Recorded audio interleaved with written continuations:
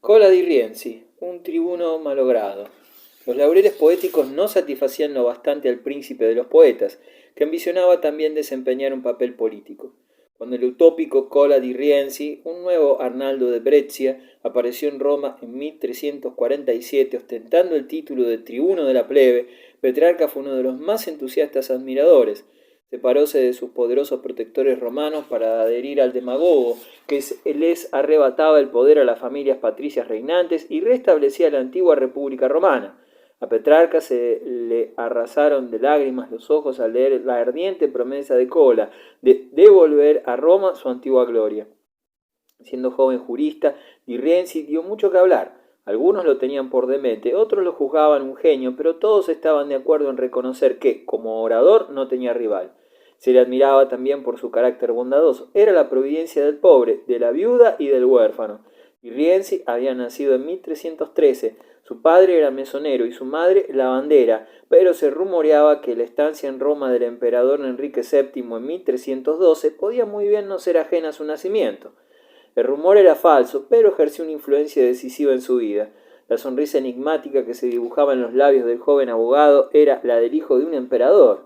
Además, nunca olvidaba que un hermano suyo había sido asesinado por uno de los patricios detentores del poder en Roma, sin que el culpable recibiera su justo castigo. Consideró ello como una prueba deplorable del modo con que Roma era administrada. También el deseo de una sociedad mejor constituida iba a la par en Di Rienzi con una admiración sin límites hacia la Roma de la antigüedad. Sumíase sin cesar en la lectura de Tito Livio, Cicerón y otros escritores latinos, al igual que Petrarca soñaba con devolver a Roma su esplendor antiguo. Por su singular talento de orador, el joven era invitado de vez en cuando por las familias más distinguidas de la ciudad, que le rogaban entretuviera a los asistentes con su elocuente palabra. En estos discursos alternaban los temas serios con los humorísticos, en forma tal que sus oyentes dudaban a veces acerca de sus verdaderas convicciones. En una ocasión se cree que dijo: «Sí, yo seré un gran monarca, incluso emperador, y os convocaré a todos para haceros justicia», y señalando con el dedo a algunos de los principales invitados, exclamó: «A vos os haré colgar, a vos os haré decapitar», y así por el estilo. Los invitados se maravillaban ante galanterías tan originales. Eran bromas fingidas. Una tarde en Pentecostés de 1347, Di Rienzi se dirigió al Capitolio, al frente de un ejército de conjurados, y convocó a son de trompetas una asamblea popular para darle a Roma un nuevo gobierno. Exaltados por su ardiente palabra, los romanos le concedieron poderes dictatoriales a título de tribuno del pueblo. Los señores que ejercían el poder fueron obligados a abandonar la ciudad, autorizándoles a regresar solos y prometían solemnemente que nada intentarían contra Di Rienzi y el nuevo poder popular. La nostalgia del pasado. El tribuno promulgó un edicto devolviendo a Roma su categoría de capital universal y sede suprema de la fe cristiana, y proclamando el deseo del pueblo romano de hacer valer de nuevo sus antiguos derechos. Todos los italianos fueron declarados ciudadanos romanos, y así Di Rienzi actuó en lo sucesivo como si fuera emperador. El cetro era uno de sus emblemas. Organizó cortejos solemnes a través de su capital. Delante de su caballo marchaba un hombre con la espada desenvainada, y otro arrojaba al aire dinero para la muchedumbre. Su consagración como tribuno del pueblo en una de las principales iglesias de Roma produjo la impresión de que se coronaba emperador en breve. En presencia de los plenipotenciarios de varias ciudades italianas, lo ciñeron con una corona de oro. Luego empuñó un cetro en la diestra y una esfera terrestre de plata en la mano izquierda. Un mes después de la coronación, Di Rienzi invitó a los principales representantes de la nobleza romana a un suntuoso banquete. Bastó una sola palabra de desaprobación de uno de ellos para hacerlos encarcelar, acusados de alta traición. El proceso demostró que nada había reprobable contra ellos y entonces los hizo absolver, a todos por la asamblea del pueblo. Para dar mayor solemnidad al hecho, regaló a cada noble agraciado un anillo de oro bendecido y otros obsequios de valor, y para demostrarles que siempre serían considerados como los primeros en la ciudad, les concedió títulos romanos. Después se celebró un banquete de reconciliación. Di Rienzi creía haber restablecido así las cosas en su punto óptimo. Ignoraba que hay afrentas que jamás se borran. Semanas más tarde, pudo percatarse de ello cuando algunos de los ofendidos iniciaron las hostilidades contra él. Aprovechando sus fuerzas, el Papa Clemente VI envió a Roma un legado para exigir que Di Rienzi anulara todos sus decretos ilegales y revocara todas las medidas que atentaban a los derechos del Estado Pontificio. Di Rienzi debía, además, prestar juramento de fidelidad al Papa. De no hacerlo, el legado induciría al pueblo de Roma, bajo amenaza de interdicto, a separarse de su causa. Di Rienzi recibía el legado pontificio revestido con el manto real y empuñando el cetro. ¿Qué decíais?, lo interpeló en tono tan severo y actitud tan arrogante que el legado empezó a vacilar y olvidó cuanto tenía que decir. El tribuno del pueblo se apartó entonces desdeñosamente de él y ordenó que continuara el asedio de los castillos rebeldes. No obstante, la intervención del legado pontificio provocó cierta inquietud en la ciudad. El Papa no desaprovechó ocasión alguna para excitar en secreto al pueblo contra Di Rienzi, en tal forma que éste empezó a temer por su vida. Comía y dormía lo menos posible, leemos en una crónica de aquel tiempo, y veía traidores por todas partes. Movido por este temor, inició negociaciones con el Papa y al fin se sometió casi por entero a sus exigencias. Por desgracia para él, dejó pasar demasiado tiempo antes de someterse. El Papa Clemente, un tanto hiperbólico, lo declaró enemigo manifiesto de la Iglesia y precursor del Anticristo. La docilidad de Di Rienzi tuvo como consecuencia perder la simpatía de sus partidarios. En la primera oportunidad, el demagogo se despojó de su dignidad de tribuno del pueblo, que solo ejerció medio año. De creer a sus más antiguos biógrafos, esta decisión arrancó lágrimas a cuantos lo rodeaban, aunque los más afligidos fueron los pobres, que veían compungidos cómo sus antiguos dueños recuperaban el poder en Roma. Retorno y caída. Durante varios años Di Rienzi desapareció de la escena convertido en fraile franciscano de un convento en los agrestes montes de los Abruzzos. No había renunciado por ello a sus planes políticos, pero había quedado aleccionado. Era mejor actuar contra el Papa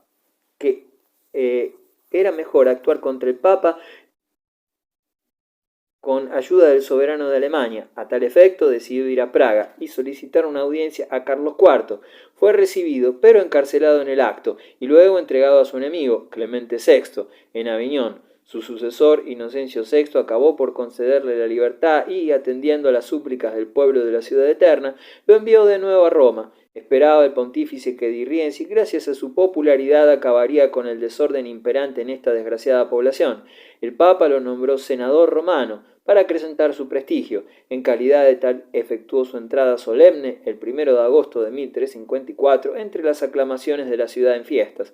La falta de dinero le impidió cumplir su cometido. Para llegar fondos suficientes, cometió la torpeza de encarcelar a los romanos ricos, a quienes solo ponía en libertad a cambio de muy crecidos rescates. Di Rienzi acentuaba cada vez más su tiranía. A los 2 meses apenas de gobierno se produjo una nueva rebelión contra él. La mayoría de sus partidarios lo abandonaron. Intentó huir, pero fue descubierto y cayó víctima de las furias del populacho. Su cuerpo mutilado fue quemado y las cenizas esparcidas al viento. Así acabó su carrera Cola Di Rienzi. Aún hoy no coinciden los historiadores en sus opiniones respecto a este personaje. Su actuación no constituye para uno sino un simple episodio ocasional, sin dejar huella alguna en el curso evolutivo histórico. Otros le atribuyen el haber logrado despertar al pueblo italiano de su sueño secular y haberlo hecho consciente del glorioso pasado común. Durante los 6 meses que el tribuno Di Rienzi gobernó en Roma, había nacido, según estos admiradores, la gran idea de la unidad italiana, aunque tardase aún 5 siglos en realizarse. Di Rienzi soñaba con una Italia donde, como en los días gloriosos de la antigüedad, no hubiera tiranos ni reyesuelos, sino únicamente ciudadanos libres, con igualdad de derechos para todos. Cola Di Rienzi y Petrarca confiaban en que al alero de este nuevo imperio romano renacerían en todo su esplendor las antiguas virtudes cívicas. Ambos soñaban con salvar a la hermosa Italia, evocando la antigua grandeza de Roma, de que tantos documentos archivados y monumentos en ruinas daban aún testimonio. En todo ello vibraban el espíritu y la atmósfera del Renacimiento. La vida de Cola Di Rienzi sirvió de tema a una obra de Buller Lytton, Di Rienzi, el último de los tribunos, y a una de las primeras óperas de Richard Wagner. Desengaño y muerte de Petrarca. Durante los años de amargura siguientes al fracaso de Di Rienzi, Petrarca vivió aislado en la mayor desesperación. No hallaba reposo en parte alguna y llegó a hastiarse de la existencia, cuando la peste negra, que desde 1348 azotaba Italia y Francia, le fue arrebatando todos sus amigos uno tras otro. Laura pagó también su tributo a la muerte. El poeta deseó acabar de una vez, pero su oración no fue escuchada. La vida le parecía desprovista de sentido. Id, tristes versos, hacia la dura piedra, bajo la que guarda la tierra mi precioso tesoro. Llamad, que desde el cielo responde la tierra, aunque su despojo mortal se encuentre aquí abajo. Decidle que estoy hastiado de la vida y deseo escapar como quien vaga sobre las olas amenazadoras, y que, recogiendo despojos esparcidos, voy siguiendo uno a uno sus pasos, no hablando más que de ella, viva o muerta, mas no que solamente ahora vive, que el mundo entero la conoce y ama, que se apreciaba de mi próxima partida, a fin de que, viniendo a mi encuentro, me atraiga, me llame, y yo pueda vivir a mi vez. En una carta escrita en su ancianidad expresa Petrarca el pesimismo que se agita en el fondo de su corazón sensible. En la juventud se desprecia a todos los hombres, excepto a sí mismo. En la madurez solo se desprecia a uno mismo. En la ancianidad, ante todo y sobre todo, a sí mismo y a todos los demás hombres, salvo a las personas de un nivel moral elevado. Después de vagar errante de una ciudad a otra durante varios años, acabó el poeta por establecerse en Milán, donde fue bien recibido por el despótico señor de la ciudad, el arzobispo Giovanni Visconti. Su estancia allí provocó comentarios de sus amigos, que veían apenados a un apóstol de la libertad en la corte de un tirano. Puede objetarse a ello que Visconti, pese a todos sus defectos, era hombre de gran personalidad y demostraba inmensa curiosidad intelectual. Petrarca lo llamaba el más grande de los italianos. El arzobispo hizo cuanto pudo para hacerle agradable al poeta su estancia en la ciudad. Liberal y magnánimo, le concedió todo el tiempo necesario para entregarse a sus queridos estudios, y Petrarca mancilló su memoria, pasando, después de su muerte, al servicio de Bernabò y Galeazzo Visconti, sucesores y sobrinos del arzobispo. Petrarca permaneció 8 años en Milán, durante los cuales su pluma se mostró extraordinariamente fecunda, pero la amenaza de la peste lo hizo volver a su vida errante. Al cabo de algún tiempo llegó a Venecia, donde contaba con muchos amigos y admiradores, entre ellos el propio Dux. Fue recibido allí con todos los honores. Cuando regaló a la ciudad del Adriático su inestimable biblioteca, recibió en agradecimiento uno de los más célebres palacios venecianos. Rodeado de admiración y de homenajes, vivió Petrarca algunos años de bienestar en Venecia, hasta que surgió en él un deseo irrefrenable de partir.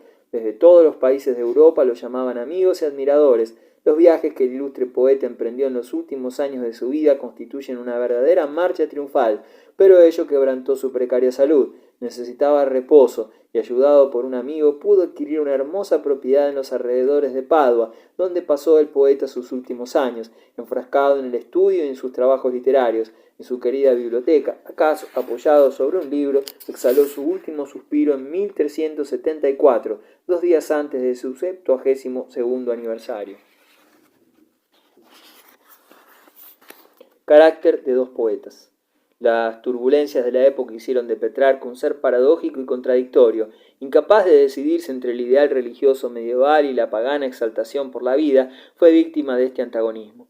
Un rasgo típico de su personalidad, al propio tiempo que llevaba siempre consigo a su San Agustín, no cerraba por ello sus sentidos a los atractivos terrenales. El mundo lo traía con sus alegrías y placeres, la ambición y la vanidad lo hacían buscar las glorias terrenas. Así nunca fue plenamente feliz en el seno de los placeres mundanos, pues su conciencia le imponía el veto del medievalismo cristiano, que era pura renunciación.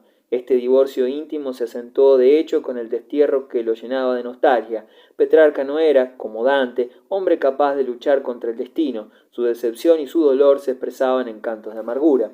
Pero fue precisamente en esta extremada sensibilidad donde el genio de Petrarca halló su mejor inspiración. Sus poesías son reflejo de su fuerza introspectiva. Al leer las elegías de Petrarca se recuerdan sus propias palabras: «Soy el que goza con las lágrimas». Petrarca poseía una naturaleza tierna y subjetiva, tan sensible a las impresiones exteriores que su humor cambiaba a cada instante. Se abandonaba un día a ideas melancólicas sobre la fragilidad de la existencia humana, y al siguiente sus cantos desbordaban de exaltación por la vida. Dante tenía alma de profeta y educador del pueblo, hablaba a la conciencia de una época cargada de pecados. Petrarca era artista, y solo artista. Desarrolló la lengua literaria creada por Dante, con gusto refinado y habilidad consumada, proporcionándole ritmo y musicalidad a fuerte y auténtico estilista. Sus sonetos son bellísimos y superan todo cuanto se escribió con anterioridad a Dante, algunos incluso a las propias poesías de éste.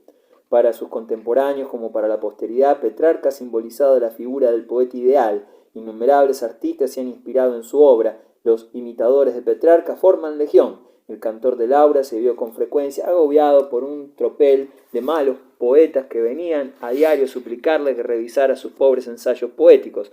Para la gloria literaria de Petrarca nada resultaría más funesto que el tropel de petrarquistas que inundaron la literatura italiana.